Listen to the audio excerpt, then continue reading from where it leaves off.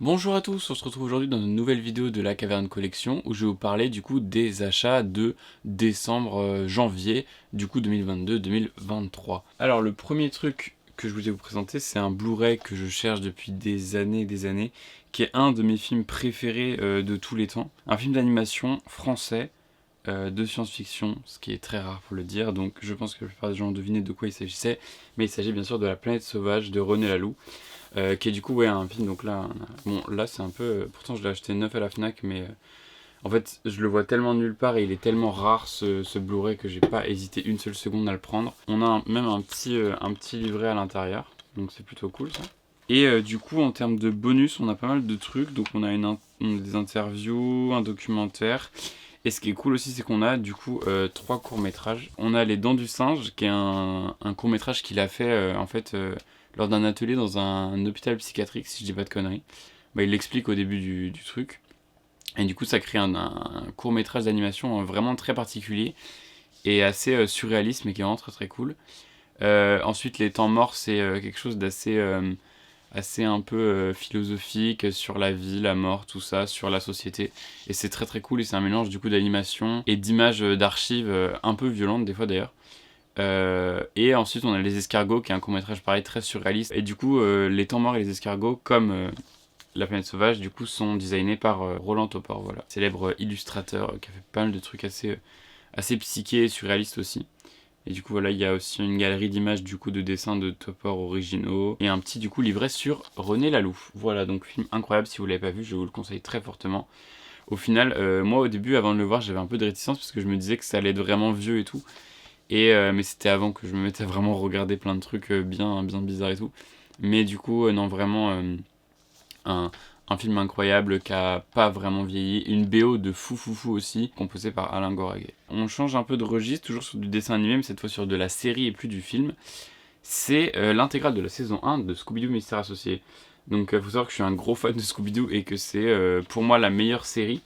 Parce qu'elle regroupe l'ADN de Scooby-Doo, c'est-à-dire un mystère par épisode, mais elle crée une trame de fond, et du coup on a un mystère de fond qui crée des liens entre tous les épisodes, et voilà, qui explore un univers très très cool, une ville très foisonnante avec beaucoup de personnages récurrents qui sont très cool, et une histoire de fou et un final absolument dantesque. Voilà, donc une série incroyable, mais ce coffret ne fait pas du tout honneur à cette série parce que, enfin, je veux dire, c'est juste immonde. Et en fait, j'ai remarqué un truc, bon, il y a d'autres DVD sur Scooby-Doo, donc on en reparlera après, mais je sais pas pourquoi ils font ça. Mais là, autant on a, enfin, ces deux-là qui font à peu près le graphisme de la série, et je vous montrerai, enfin, genre, ça donne pas du tout envie et ça montre pas du tout. En plus, avec 26 nouveaux mystères, ça montre pas du tout qu'il y a un truc avec une trame principale, tout ça. C'est assez particulier, quoi. Et ouais, je sais pas, en fait ça se voit que c'est pas dessiné par les mêmes personnes qui ont dessiné la série, tu vois, ils auraient pu juste faire un screen de la série ou demander aux personnes de faire une jaquette, mais non, du coup on a des jaquettes qui sont à peu près dans le style, mais qui sont pas du tout dessinés par les mêmes personnes, du coup ça dénote totalement, et puis bah c'est moche quoi en fait. Alors déjà c'est bizarre parce que cette série donc, est divisée en 2 saisons, mais les DVD en fait chaque saison est divisée en 2 parties. Ça fait que suivant où vous la regardez tout ça, il y a soit 4 saisons, soit 2 saisons, soit 2 saisons en 2 parties chacune. Et du coup là c'est super bizarre parce qu'on a du coup 3 DVD qui forment la partie 1. Voilà, avec du coup 4 épisodes dans chaque. Et après, on a un DVD où il y a 1, 2, 3, 4, 1, 2, 3, 4, 5, 6, 7, 8, 9, 10, 11, 12, 13, 14, 15. Où il y a 16 épisodes dedans, qui est du coup la deuxième partie de la saison 1. Donc c'est vraiment bizarrement foutu.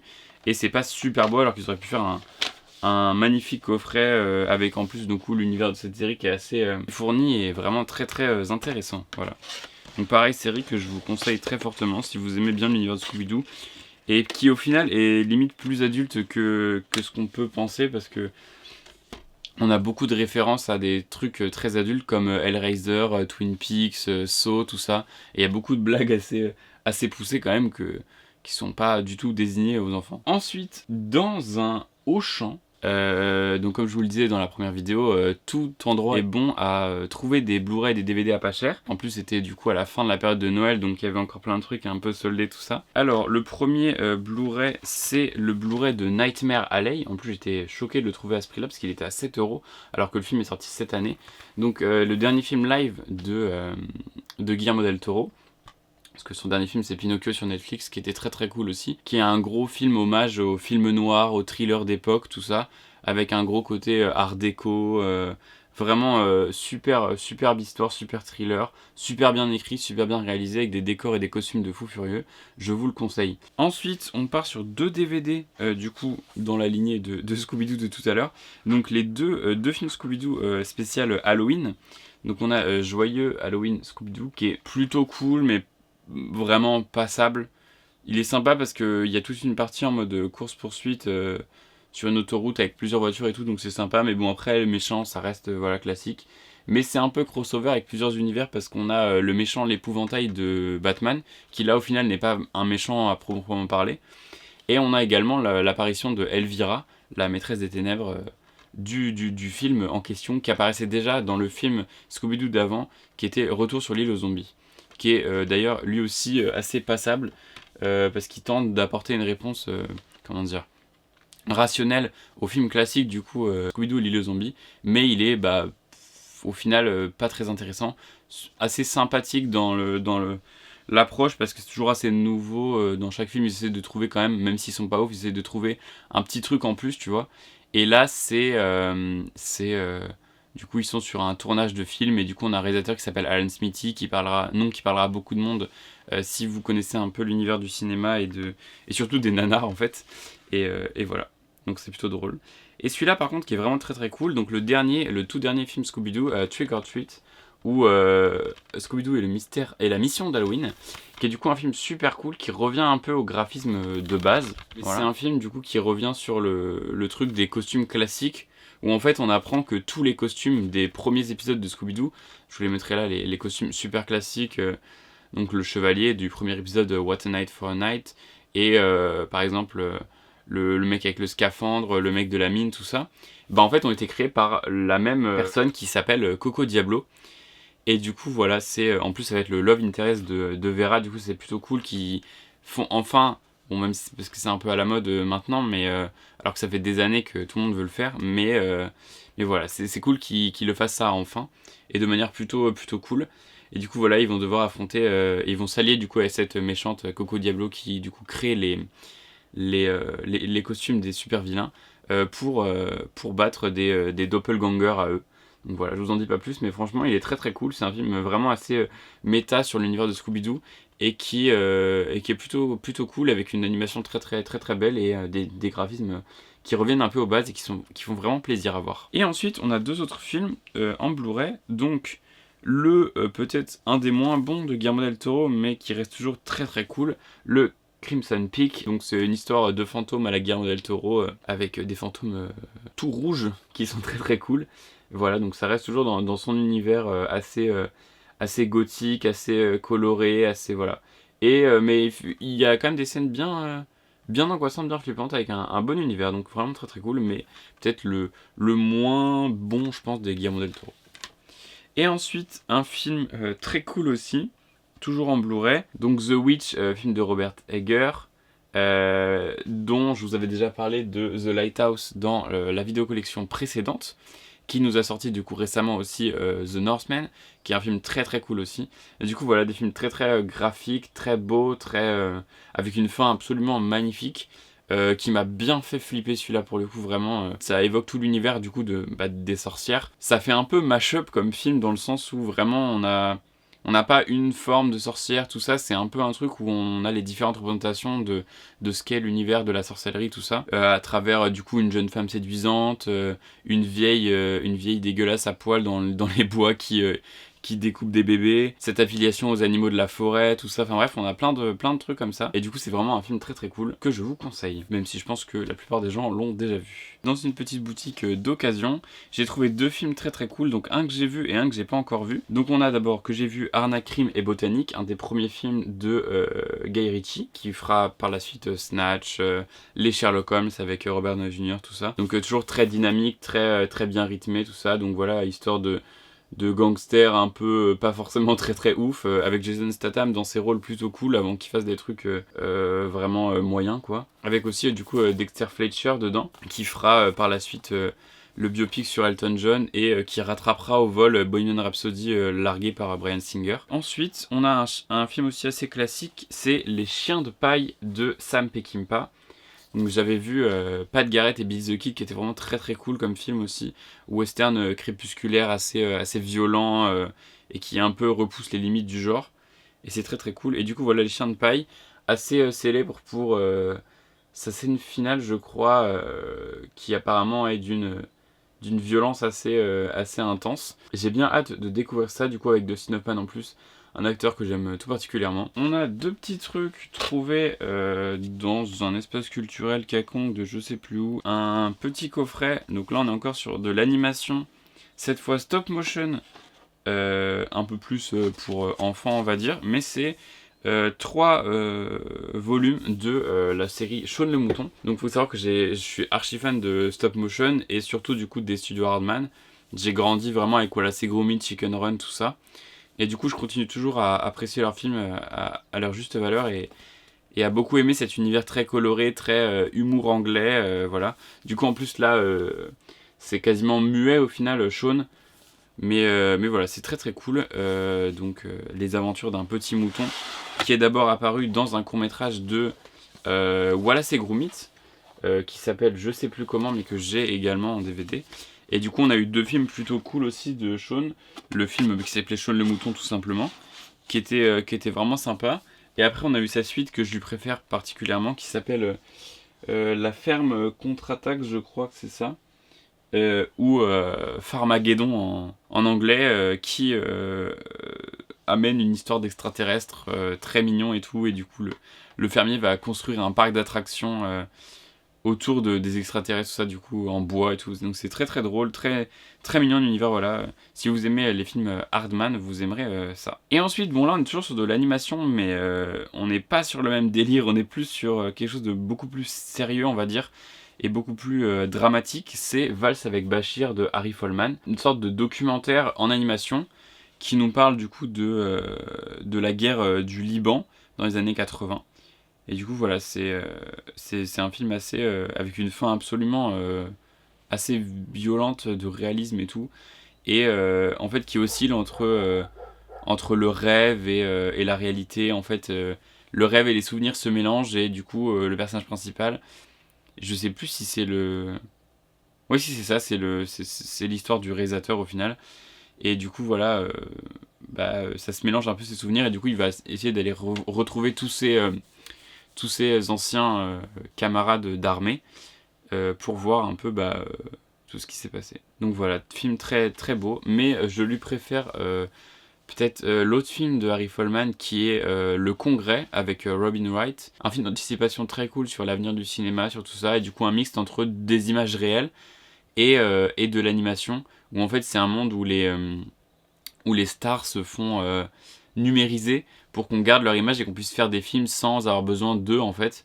Et voilà, du coup il y a toute une partie en animation très cartoon américain du début du cartoon américain, et du coup voilà, très très cool comme film, je vous le conseille également très fortement. On a le coffret d'un réalisateur que j'aime, pareil de tout mon cœur, que j'ai découvert il n'y a pas extrêmement longtemps non plus. Il s'agit d'un coffret de Jean Cocteau, du coup qui contient La Belle et la Bête, Orphée, et 2 films qu'il n'a pas réalisés mais qu'il a écrit si je dis pas de conneries, L'éternel retour de Jean Delanoye et Ruy Blas de Pierre Billon. Donc que des films avec également Jean Marais du coup en héros principal.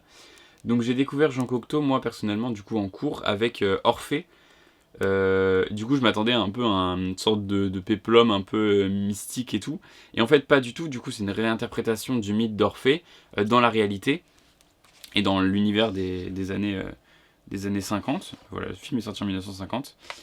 Et du coup, c'est très très un film absolument magnifique avec des effets spéciaux de fou furieux qui du coup nous emmène dans cet univers assez mythologique, mais placé dans le sud de la France, je crois.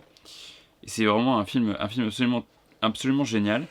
Et du coup, il y a une trilogie, en fait j'ai découvert ça après, une sorte de trilogie qui s'appelle du coup la Orphic Trilogy ou la trilogie d'Orphée en français, qui est du coup composée de 3 films. Donc on a Le Sang du Poète, qui est une sorte de moyen métrage assez expérimental où je dois le dire, on comprend pas grand chose, mais qui est plutôt intéressant.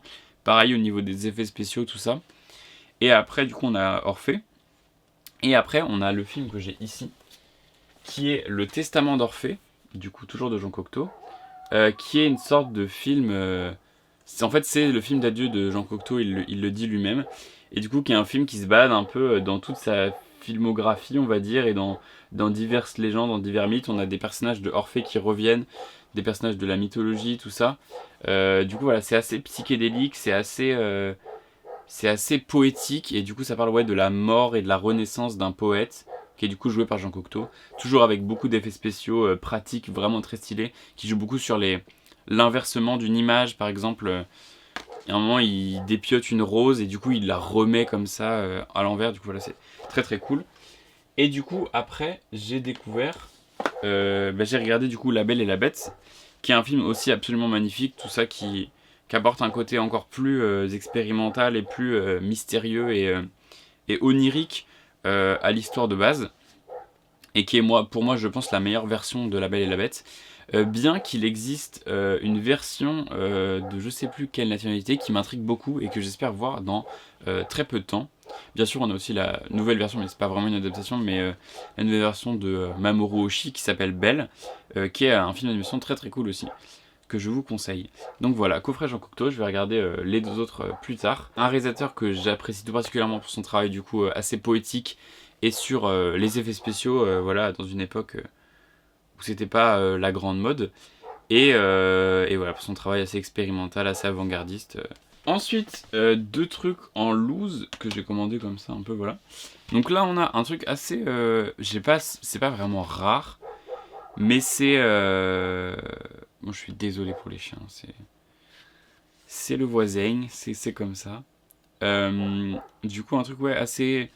C'est pas, je dirais pas assez rare, mais assez peu commun, on va dire, que j'ai chopé sur eBay. C'est le bunker de la dernière rafale, du coup un court moyen métrage, il fait 26 minutes, de Jean-Pierre Jeunet et Marc Caro.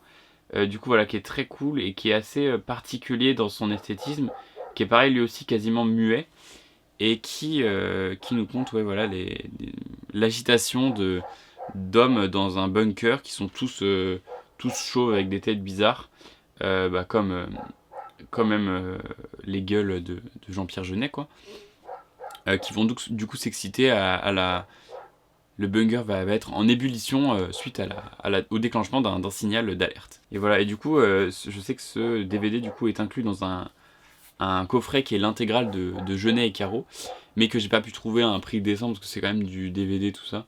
Mais du coup voilà, j'ai trouvé celui-là en loose tout seul, du coup je suis très content de l'avoir et la rajouter à ma collection de Jean-Pierre Jeunet, qui est un réalisateur que j'apprécie tout particulièrement.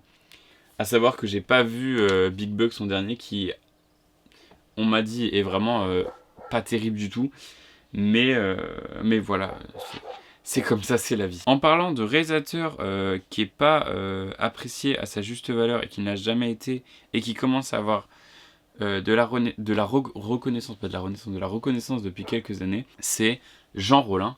Donc là, on a du coup un documentaire qui s'appelle Jean Rollin, le rêveur égaré, qui est sorti chez The Ecstasy Film, qui est du coup une maison d'édition que je connaissais pas, mais qui a l'air plutôt cool et de proposer des trucs assez original aussi. Jean Rollin, du coup, c'est un réalisateur que j'ai découvert il y a pas longtemps non plus, avec sa première trilogie des vampires, que j'ai au début regardé en me disant ça va être un bon nanar, quoi. Et au final, c'est des films qui sont certes très maladroits, et où le montage est des fois assez aléatoire, la mise en scène pareil, le jeu des acteurs est assez aux fraises, mais qui possède un véritable sens poétique et magnifique, pareil, dans l'onirisme et tout. C'est vraiment super beau, et qui au final réinvente plutôt pas mal la figure du vampire, avec des musiques toujours assez cool, des acteurs assez charismatiques, et voilà. Et du coup, ces trois films ont du coup des affiches de Philippe Duruet, donc j'ai prévu de vous faire une vidéo sur la relation entre Philippe Duruet et le cinéma, donc on en reparlera plus en détail dans cette vidéo-là. Mais voilà, du coup, un réalisateur que j'ai découvert il n'y a pas longtemps et que je veux du coup découvrir encore plus, parce que ça m'intéresse beaucoup, et comme j'aime bien un peu ces curiosités qui sont un peu décriées par tout le monde, voilà. J'ai très hâte de voir aussi du coup le documentaire pour en apprendre plus sur ce réalisateur atypique et voilà, et de voir du coup ses autres films. Ensuite, je vais déjà ranger un peu tout ça parce que là ça commence à faire une sacrée pile qui va se péter la gueule dans pas longtemps, donc on va faire ça. Et voilà, on est reparti, du coup j'ai un peu rangé tout ça et on va continuer avec les dernières petites trouvailles. Donc j'avais fait une petite commande sur ESC pour leur solde, du coup j'en ai un peu profité. Et du coup j'ai pris un film que je trouve très très cool et que j'ai découvert pareil il y a un an, un truc comme ça. Plusieurs personnes m'ont conseillé, du coup je l'ai regardé et j'ai vraiment beaucoup aimé. C'est Short Bus de, comment il s'appelle déjà, John Cameron Mitchell. Donc Short Bus c'est un film qui est très explicite dans sa représentation de la sexualité, un peu à la manière de Love de Gaspard Noé. Bon, c'est moins vénère que Love quand même, mais voilà, et qui du coup parle de la liberté sexuelle, tout ça, et des différentes formes de sexualité. C'est vraiment un film qui est très très beau, qui est très simple en fait. C'est comme Love, c'est des films qui sont très simples dans la représentation de la sexualité, mais qui au final la montrent d'une manière crue, mais qui fait moins vulgaire que si on la mettait en scène de manière un peu beauf, tout ça. Du coup, voilà, c'est vraiment un film très très beau sur la diversité, tout ça, et c'est avec des personnages assez attachants. Et en plus, c'est drôle parce qu'il y a enfin, c'est pas drôle, mais il y a certaines personnes dans le film qui ont eu des problèmes parce qu'en fait, c'est pas des acteurs, si je dis pas de conneries. Je crois que l'héroïne, une des héroïnes un peu asiatiques, c'est une journaliste, quelque chose comme ça. Et du coup, voilà, il y a des gens qui ont eu des problèmes à cause d'avoir tourné dans ce film, qu'on fait des scènes de sexe qui sont, je crois, pas simulées. Du coup, voilà. Mais un très bon film, donc voilà, interdit au moins de 16 ans, je précise. Ensuite, chez ESC, j'ai trouvé un autre truc, mais on en parlera après et on fera un petit unboxing de ce petit coffret bien sympathique. Dernier tour dans un petit espace culturel, pareil, Leclerc, où j'ai trouvé 3 petits trucs. Bon, j'en ai trouvé plus, mais faut bien se raisonner à un moment et pas tout acheter, surtout que j'ai pas la place illimitée, on va pas se mentir. Du coup, là, on a un film qui a l'air classique, mais que je ne connaissais pas, qui s'appelle Monsieur Joe, qui a l'air d'être une fusion entre King Kong et un western des années 50. Ouais, c'est sorti en 49. Donc voilà, ça a l'air d'être en noir et blanc, tout ça, j'ai bien hâte de voir ça. Bon, j'avoue que le petit truc collection patrimoine n'est pas fifou, mais c'est un peu ce qui m'attirait en même temps. Et j'aime beaucoup l'affiche, voilà, du coup derrière, on a ça, je sais pas si je voulais te montrer, mais voilà. Donc voilà, ça a l'air plutôt sympa, donc à voir ce que ça donne. Ensuite, 2 Blu-ray, alors pour le coup très très différents, qui étaient du coup à 5€ l'unité chacun, ou 5€ l'unité, je suis con, ça veut dire chacun, bref. On a du coup quelque chose qui se met plutôt du côté du drame et de la comédie française, un conte de Noël de Arnaud Desplechin, que j'ai pas vu, mais j'en ai entendu bien à plusieurs endroits, il y a plusieurs acteurs que j'aime beaucoup, dont Mathieu Amalric, Melville Poupeau, voilà tout ça. Donc j'ai bien hâte de voir ce que ça donne, et voilà, à découvrir. Et ensuite, on n'est pas dans la même finesse, mais alors celui-là, je crois qu'il est vraiment pas fifou, mais bon, c'est des pseudo-adaptations de Lovecraft, même si je crois que celui-là n'a plus grand-chose à voir avec Lovecraft. C'est le 3e volet de la saga Reanimator, réalisé par Brian Yuzna, Beyond Reanimator.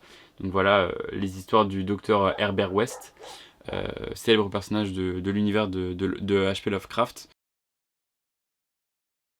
Et du coup, les 2 autres sont réalisés par Brian Yuzna, du coup, des réalisateurs qui suivent un peu les pionniers, et pas les pionniers, mais comment dire, les seuls à avoir un peu réalisé des adaptations plutôt fidèles ou voilà, de Lovecraft dans les années c'est 80-90, ah même 2002 celui-là, ok, donc voilà, dans fin des années 90.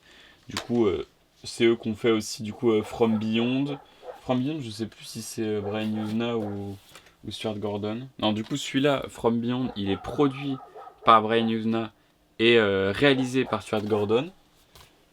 Ensuite, du coup, on a pareil le film à sketch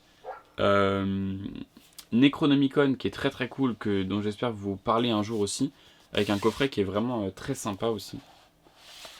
Qui est du coup un film plutôt pas forcément super apprécié, mais que je trouve vraiment cool. Et du coup, on a notamment un segment réalisé par Christophe Gans, notre très Frenchy du cinéma de genre, Christophe Gans. Et du coup, il y a un documentaire sur son segment, et du coup, c'est super intéressant d'avoir son ressenti sur ça. Du coup, en plus, il parle en français, donc c'est d'autant plus cool.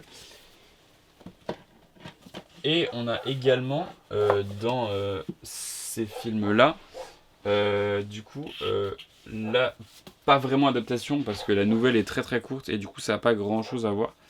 Mais le film Dagon, ou Dagon, de Stuart Gordon aussi, oui, exactement. Du coup, voilà, ils disent que c'est sa 3e adaptation d'œuvre de Lovecraft après From Beyond et Reanimator.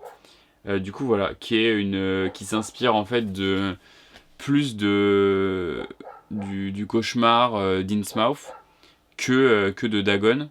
Parce qu'au final, Dagon, ouais, c'est une toute petite nouvelle où il n'y a pas grand chose à adapter. Enfin, un manque en court métrage. Du coup, voilà. Mais film plutôt cool aussi. Donc celui-là, c'est celui que j'aime le moins, mais qui a paradoxalement l'édition la plus magnifique, qui est du coup sortie chez ESC il n'y a pas très longtemps non plus. Et du coup, voilà, une magnifique édition aussi que je vous présenterai peut-être un jour. Et du coup, on va pouvoir passer, en plus ça tombe bien, j'ai plus de place sur la carte, à l'unboxing du coffret que j'ai acheté, qui est très beau.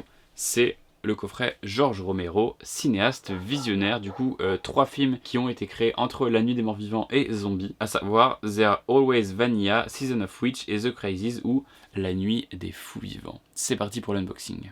Donc voilà, on se retrouve pour l'unboxing du petit coffret vraiment super stylé de Romero, cinéaste visionnaire, du coup sorti chez ESC, avec du coup des nouveaux masters haute définition.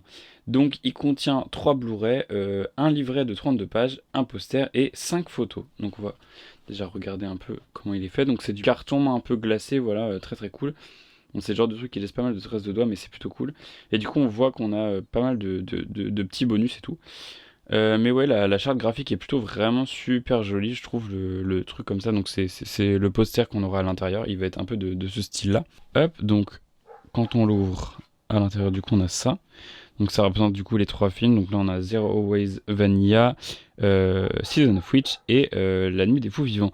Du coup c'est 3 films que j'ai pas encore vus, mais qui sont que je sais qui sont très différents, à la fois liés dans leur thématique. Donc voilà, Portrait d'une Amérique en perdition.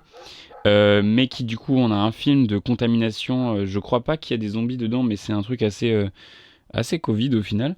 Et du coup là on a les sorcières, l'occultisme, et là c'est plutôt un truc assez amour il me semble, voilà. Donc là pareil, petit truc assez sympathique. Ensuite quand on ouvre on a des beaux trucs sur qui représentent les films. Hop, voilà. Donc ensuite là quand on ouvre on a du coup le petit livret, tout ça, et là du coup on a les 3 Blu-ray avec du coup des images en dessous. Je vais essayer de les enlever sans les... Voilà, qui représentent du coup les films. Ensuite là on a du coup tout ce qui est un peu goodies. Donc on a des photos imprimées sur du papier vraiment photo, vous pouvez le voir à la réflexion. Donc l'affiche originale de The Crazies, l'affiche originale de They're Always Vanilla, l'affiche française du coup je présume de The Crazies, qui s'appelle du coup La Nuit des Fous Vivants. Voilà, du coup je pense pour surfer sur le succès de La Nuit des Morts Vivants. Donc un titre absolument très très con, mais au final très très drôle je trouve. Ensuite Hungry Wives, du coup ça doit être... Bah ça je sais pas ce que c'est au final. Du coup je viens de vérifier, Hungry Wives c'est le nom original de sortie de Season of the Witch, mais du coup qui a été renommé Season of the Witch par la suite. Je ne sais pas quand, mais du coup ça c'est le nom original, voilà. C'est toujours des trucs où on sait pas trop quoi en foutre, mais ça fait plaisir et c'est plutôt stylé. Ensuite du coup on a un poster que je vais pas forcément trop déplier parce que ça va être compliqué après de le replier. Voilà, du coup on a les différents logos, les trucs et tout ça. Pour terminer, on a un petit livret, du coup, qui va parler des films et de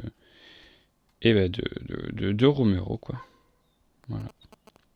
Qui a l'air plutôt fourni et plutôt joli. Ouais. Voilà. Donc voilà, c'est terminé. Merci beaucoup d'avoir regardé cette vidéo sur les nouveaux achats Blu-ray DVD. J'espère que ça vous aura plu, que ça vous aura fait découvrir des films. Et voilà, et je vous dis à la prochaine, bon visionnage et bon archivage.